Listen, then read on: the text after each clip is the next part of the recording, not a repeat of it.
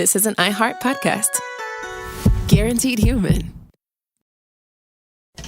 We're quickly approaching the end game of President Trump's plan that he put into effect almost immediately when he came into office. We've been applying a maximum pressure campaign on Iran's oil exports to cut off the sources of the regime's funding. The Iranian leadership has been hurting the people. They have been spreading the money around the globe for proxy wars. You're listening to the 47 Morning Update with Ben Ferguson. Good Thursday morning. Nice to have you with us on the 47 Morning Update. And we've got two major stories for you. First up, President Donald Trump and the issue of Iran. Iran is now threatening to kill the President of the United States of America. So what is the president's response and what's happening on the ground? And will military action actually happen at the hands of the president and his orders? We'll break that all down for you in a moment. Also, we had a big day at the Supreme Court yesterday dealing with women and men in sports, especially transgenders trying to take over women's sports. Well, now we had an even bigger day on Capitol Hill. But this time, the radicals on the left sent doctors who can't even explain if a man can get pregnant. It was truly incredible, and we have the audio you have to hear. But first, I want to tell you about our friends over at Patriot Mobile. Every so often, something happens that reminds us just how fragile our freedoms are. We can't afford to take our rights for granted. We must draw a line in the sand. And our friends at Patriot Mobile have been doing just that for more than 12 years. The truth is, there is only one provider that boldly stands in the gap for Americans who believe freedom is worth fighting for. And that company is Patriot Mobile. Not only are they leading the red economy, they're also outpacing the competition in technology. Patriot Mobile is one of the only carriers offering premium access to all three major U.S. networks, giving you nationwide coverage and service that you can count on day after day. They also offer unlimited data plans, mobile hotspots, international roaming, internet backup, and so much more. And switching has never been easier. You can activate in minutes on your phone from your home or your office. And you keep your same number you've got now, keep your same phone, or upgrade to a new one. And this is where the magic happens. Every month, about 5% of your bill is given back to conservative causes at no extra cost to you that stand up for our First and our Second Amendment rights, the rights of unborn children, and our wounded warriors, and those that have fought for our country and wear a badge. So take a stand today. Go to patriotmobile.com/Ben47 or call 972-PATRIOT. And if you use the promo code Ben47, you're going to get a free month of service. That's patriotmobile.com/Ben47 or 972-PATRIOT and make the switch today. It's the 47 Morning Update, and it starts right now. Story number one. Thousands have been killed in Iran by the Iranian regime. We know that the president and Marco Rubio with the State Department have been ratcheting up the pressure on Iran to stop those killings. The White House earlier today was very busy as the president said this from the Oval Office about the latest of what he's being told is happening on the ground.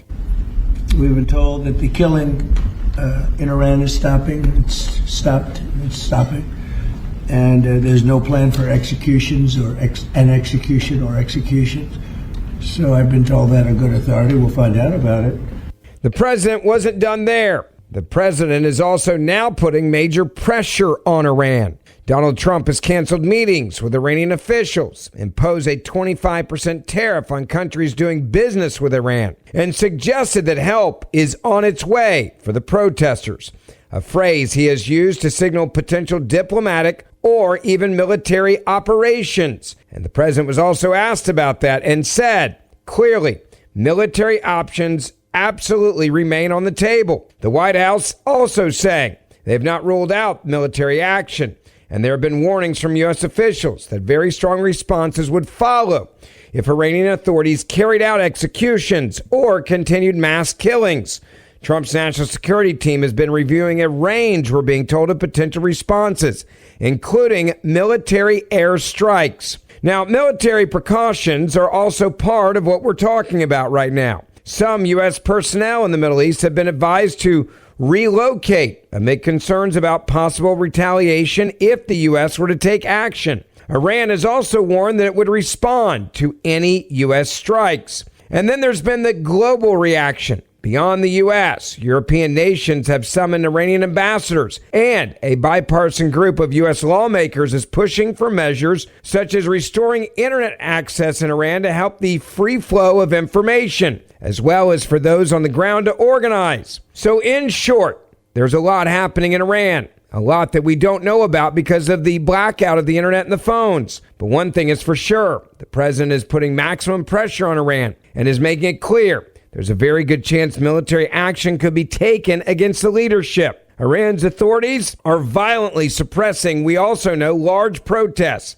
and that has already led to thousands of deaths and detentions. President Trump in the White House not only condemning the crackdown, but calling out the rest of the world, saying it is time for them to stand up to Iran as well. The White House also keeping diplomatic and military options on the table. The president clearly working the room in every direction he can. U.S. policy responses remain fluid and under review as the global pressure is also starting to mount from other countries that are finally getting on board. One thing's for sure, all eyes are on Iran, all eyes are on Tehran, and all eyes are on America as well. There's many reports now coming out of Iran that they believe more than 15,000 victims may have either been killed or abducted by the government. There's also clearly a united front in the U.S. For example, Representative Carlos Jimenez, a Republican from Florida on the House Homeland Security Committee, said this about Congress. It won't be boots on the ground, but, the United States has demonstrated to the people around the world that we can touch you anywhere at any time of our choosing. And when the president is saying that he's going to have their back, I would heed his words. This president, when he makes statements like that, usually follows up. And so when he's saying to the protesters, keep on protesting because we're going to have your back, I believe this president is going to have their back.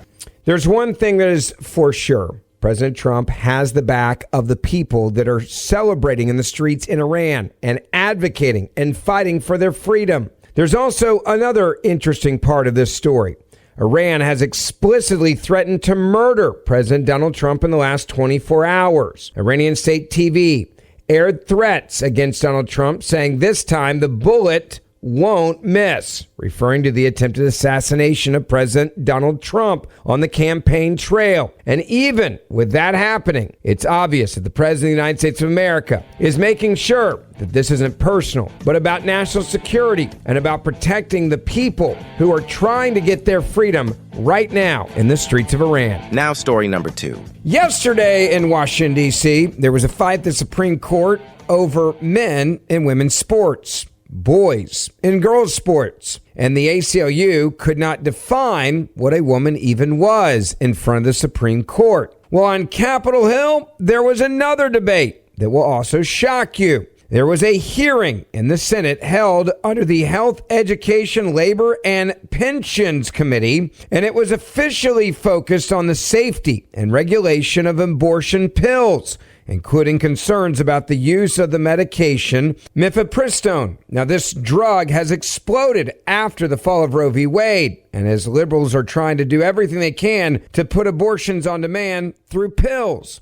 Republicans on the panel argued for stricter oversight and regulations on how these drugs are prescribed and distributed. Democrats are defending the existing policies and emphasize access, as they describe it, to care or abortion on demand. Now, a moment that drew national shock and attention involved Senator Josh Hawley, and he was questioning an OBGYN specialist, Dr. Nisha Verma, who was testifying on behalf of physicians for reproductive health. The exchange centered on whether men can get pregnant, a question Republicans pressed to highlight what they described as scientific clarity around biological sex in the context of reproductive health. Dr. Verma declined to answer with a simple yes or no. Instead, there was this exchange. I want you to listen to exactly what the Trump administration is up against and why it's so important we have leaders like Senator Hawley and others who are willing to ask simple questions but demand answers from the, quote, leaders of the radical left, including doctors.